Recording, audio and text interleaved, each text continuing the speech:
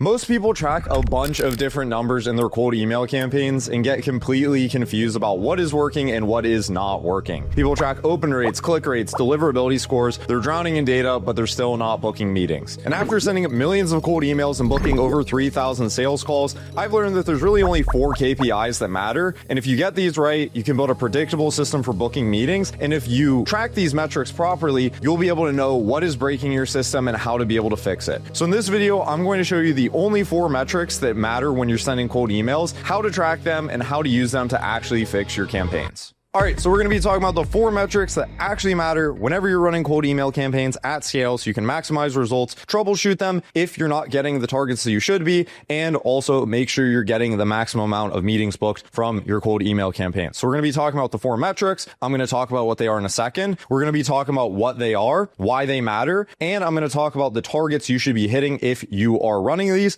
And also we're going to talk about what metrics not to track and why you shouldn't track them. Lastly, I'm also going to talk about one other metric that probably matters above all these 4 metrics at the very end of this video, so you're going to want to stick around to the end. First, I'm going to talk about what not to track, because a lot of people track all kinds of metrics when they're doing cold emails, and I want to talk about which ones are important not to track because they don't matter and they can give you false data. The first thing you should not be tracking is open rates. Now, this may or may not be controversial depending on who you are, but what open rates are sound very straightforward. It's the percentage of people that open your emails. The reason why you shouldn't track these and why this is a detrimental thing to track in the first place is that number one, whenever you send out cold emails and you're tracking opens, the email server that is sending out the emails needs to figure out a way to track that someone actually opened their email. And so what every single email provider that I know of does to do this is inside the email copy. So imagine you have your fancy email here. They will put a transparent 1x1 pixel. It'll be invisible. It'll be tiny in the email, and it is a image. And what this does is anytime someone opens this email, it will fire off that this image. So this image will load. And once this image loads, it'll fire off over to an email server saying that, hey, this image loaded, which means that this email was opened. Now, the reason why this is a problem is twofold. The first thing is that this loading mechanism is not accurate. So what happened in 2021, I believe it was, is that Apple rolled out a security update for any Apple device that uses their mail feature. And what Apple does is it scans all the contents of your email. So what does Apple do? It'll go into all your emails. It'll load them to make sure that there's no viruses or weird stuff in your email. And guess what that does? That loads this image. It fires off to the email server saying that your email was open. But in reality, it's just Apple's bot scanning the email, just checking to make sure that there's no viruses. This is why if you are tracking opens, you might notice that the second you send out an email, even though it's impossible for humans to open emails within the microsecond of sending out an email, is that you'll get like a 10% open rate within the second of you sending out an email. And the reason why, it's because it's all these bots and pixels and stuff scanning your emails, which throws off your data. At the same time, there's also other servers that whenever you open an email, by default, it doesn't load images without being asked. Again, make sure emails or your open rates go in the opposite direction and tells them that it makes the pixel not load even though they did open the email, which skews your open rates in other directions. So you have one force that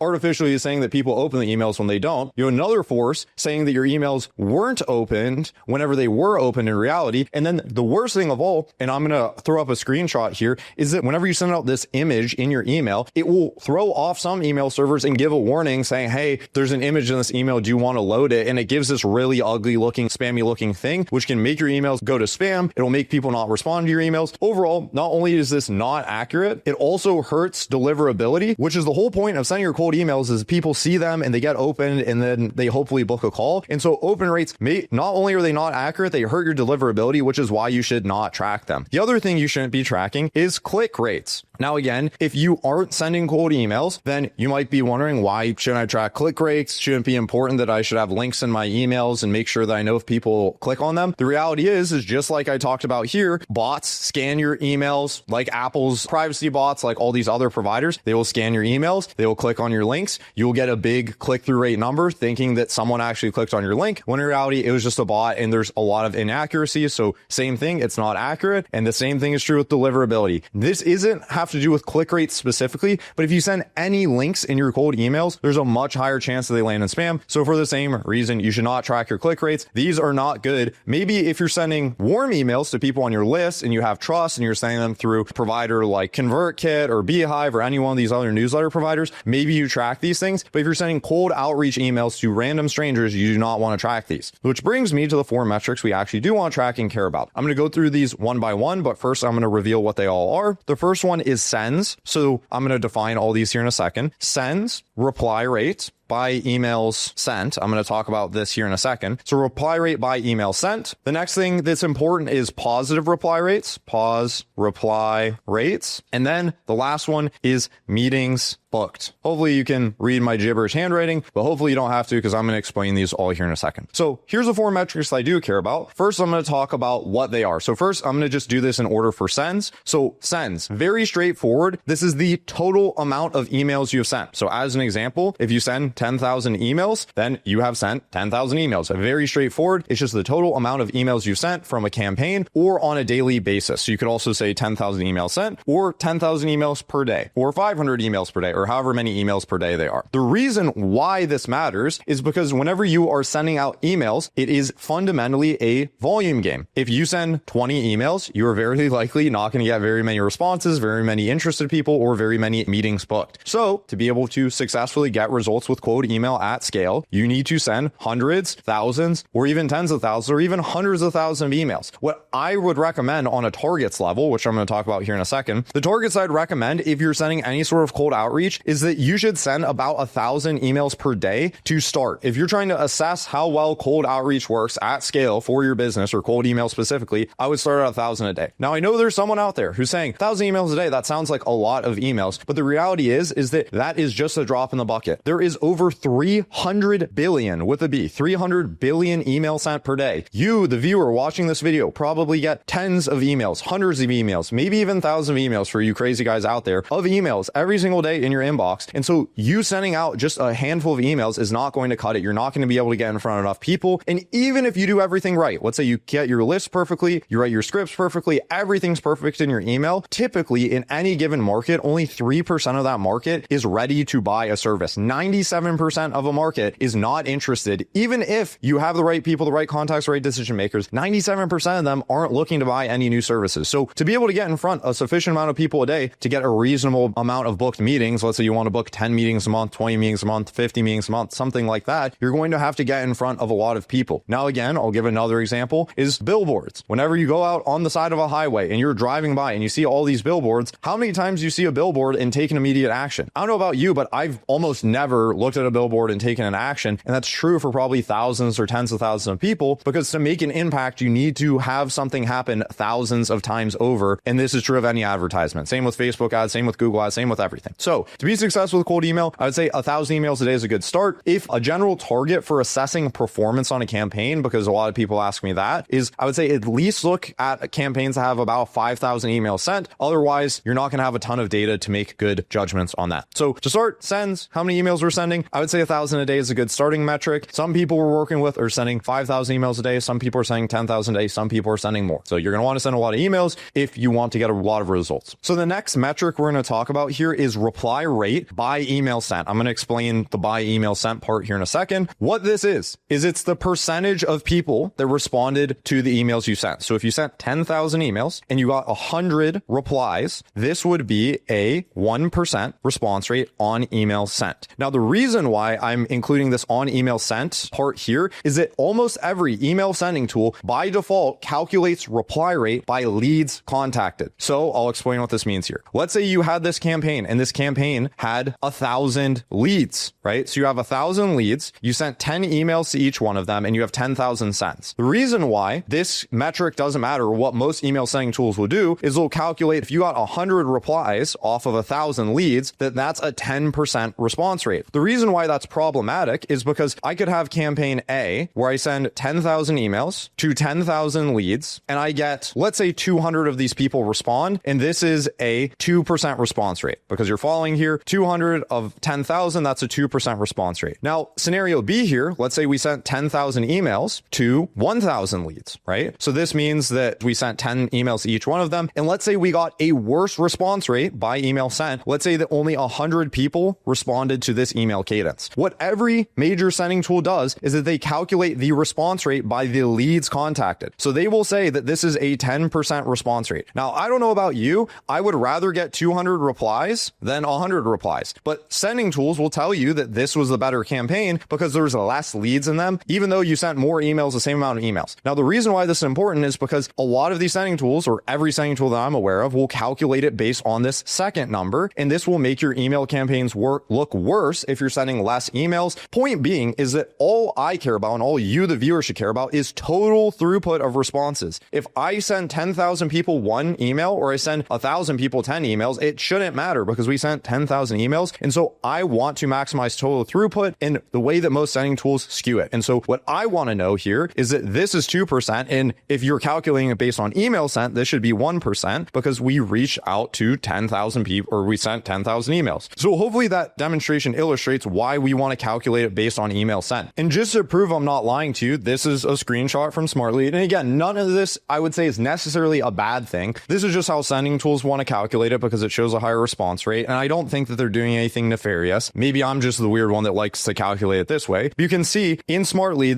or Instantly or any sending tool, it says that even though we had 204 responses of 20,000 emails sent, which should be about a 0.98 or 95% response rate, it's saying 1.85 because there's 11,000 leads. And so my point is here is that I care about this ratio, the sends to replies ratio, not the leads to responses ratio, because you can inflate this simply by sending more emails to the same leads. All that being said, that is what the number is. It's the percentage of emails sent that get responded to. Now, the reason why this metric matters is because it shows you that people are seeing your emails. Now, it doesn't show you that people are interested in your emails because most of the responses you're going to get are saying not interested, no thanks, whatever. This just shows you that people are seeing your emails because they're responding to your emails. And so the reason why this matters is because it will help you assess deliverability. So all I care about with reply rate by email sent is I'm just using this metric to assess if my emails are landing in the inbox or not. If you get a 0% response rate, you can be pretty sure that your emails are not landing in the inbox, because even if you had the worst email in the world, people are going to respond to it. They're going to say, no, thank you, F off, unsubscribe, whatever it is. And so I'm using this to assess delivery. Now for targets, what I'm looking for here is 1% or greater. Now, 1% is a rough benchmark. You can see in this case, I wouldn't consider this campaign to be problematic, even though if I do some quick math here, 204 divided by 2964, this is a 0.97 response rate. So you can see it's slightly below 1%. As long as it's plus or minus 1%, I would say maybe the more realistic numbers like 0.8 or 0.75%. If you're getting anything better than this, then I would consider these metrics to be healthy. Now, if your numbers are way below this, let's say you're getting like 0.5% response rate on email sent or anything lower than that, that very likely means your emails are landing in the spam folder or not being seen, because again, even if you have the worst email in the world, people are going to say no thank you, unsubscribe, or anything like that. So we're targeting, I would say, roughly a 1%. If you want to get more technical, maybe a 0.75% of your emails being responded to. And what this shows you is that people are seeing them, they're responding to them, and that they are landing in the inbox. And if they aren't responding to them, that means they're probably not seeing them, which means in turn, you need to solve your deliverability. Now, I have all kinds of videos on this channel talking about deliverability. I don't want to make a super long tangent here just to talk about response rates, but at a high level, usually this means you need to remove any spammy stuff from your emails, or you need to change out your email inboxes so you get new ones. Awesome. So moving on, now we're going to talk about positive reply rates. So what positive reply rates are is it's the percentage of replies. So let's say in this case, we had, I'm going to use some numbers here. Let's say we had 10,000 emails sent. We had 100 replies. Your positive reply rate is the percentage of these people that said that they were interested. So I'm just going to use 10% here. That means that 10 people out of 100 responses were interested. So that's what the metric is. It's what percentage of your total replies are interested. Now, why this matters is it shows you if your strategy is working or if people people are interested in what you're saying. So sends shows you how many people you're getting in front of. Replies shows you how many people are responding, which matters because it tells you if you're landing the inbox or not. Positive response rates shows you what people are actually interested in. Now, what this shows you is, does the copy that you're writing resonate with the people you're reaching out to? And it also shows you whether or not the lead list you're reaching out to is interested in what you're selling. So why this matters is it shows you if your strategy is working. Now, the targets for this, I would say 10% is a pretty healthy target. Realistically, you want this as high as possible. We have some customers that get 50% positive response rates, but that's not realistic. I would say our average customer falls between about 5-15% for this number. So again, your mileage may vary, but 10% I would say is a pretty healthy number, which means if you get 100 total responses, maybe 30 of them are out of office, 60 of them say they're not interested, and you get 10% of them saying that they are interested, I would consider that to be relatively healthy. Now, if these numbers are not where they should be, that means that you need to do a better job targeting people, or you need to do a better job explaining your offer, or finally, this might mean that your service that you're reaching out with might not be something that people are interested in the first place. Now, if you're an established company and you have established demand already, you probably have that kind of solved for, because if you've grown to $1 million a year or more in revenue, then you probably have some proven demand. But if you're just starting out and no one's responding to your email and everything you're saying is perfect, then that might be a good sign that what you're selling is not very compelling or interesting to the people you're reaching out to. Awesome. So moving on to meetings booked, this number here is very obviously the number of meetings booked. We're going to calculate this out as a percentage of the interested responses. So let's say here that you get a 25% meeting booking rate. So that means off of 10 positive replies, you book 2.5 of them. I'm just going to round up and say 30% here. So that means 3 meetings booked off of 10 positive replies. Why this matters is it shows you how good your appointment setting process is. So if you do a really good job setting appointments, you're going to book a lot of the people that say they're interested. If you do a really bad job setting appointments, that means that there's going to be a lot of people that say that they're interested and they don't end up booking a call. I would say a general target for this is you'd want like minimum 20% of people who respond positively to your emails to book into calls. More realistically, you can get this as high as 50% if you have really good follow-up process in place, you're calling leads and doing all kinds of other stuff. So at a very high level, if you send 10,000 emails, and I would say more realistically at scale, you might get like a 1 to 2% reply rate, and you get a 10+% pause reply rate and a 20 to 50% meeting booking rate, you might average out that 2,000 emails get sent and you get 1 meeting booked, which means that at scale, you can healthily scale this and kind of predict out your targets a little bit better. So this is a very high level what the metrics are. The last final metric that kind of matters that isn't particularly tracked in the cold email sense is revenue generated, because you might realize you get a bunch of meetings booked, but none of them convert into revenue. This kind of molds a little bit about your sales process. So don't take this kind of with a grain of salt when it comes to your cold email campaigns, because you could have a sales problem. But at a very high level, these are the 4 metrics you should be tracking. If your sends are low, that means you should probably send more emails. Very straightforward. If your reply rate is low, it means your deliverability is probably lower than it needs to be, which means you need to make new email accounts, clean up any junk in your emails. If your positive reply rates are low, this means that your strategy is probably off, your targeting is off, your copy is off. And if your meeting book numbers are low, then that means that you probably should be doing a better job setting appointments. These are very high level metrics. Main things that I want to kind of leave you off with this video is that number 1, your mileage may vary. Your mileage may vary. Every campaign, every audience, every customer we've worked with is slightly different. There's some customers that blow all these numbers out of the water because they have a killer offer, killer targeting, bunch of really good follow-up process in place. And some people are just starting out and don't have good sales processes or product market fit, might see their numbers be lower than this. These targets are somewhat arbitrary. These are targets that I've come up with after sending millions of emails, booking thousands of sales calls, and seeing what is possible for certain campaigns to get optimized towards. That doesn't mean that you can't improve numbers that are already great, or that doesn't mean that if your numbers are terrible, that it's the end of the world. All you need to know is that these are general benchmarks that I would shoot towards, and I would say is realistic for most people. And just to show you like a real world scenario, this is what a real world scenario looks like. You send 20,000 emails, you get a couple hundred people responding to you. Of those, 20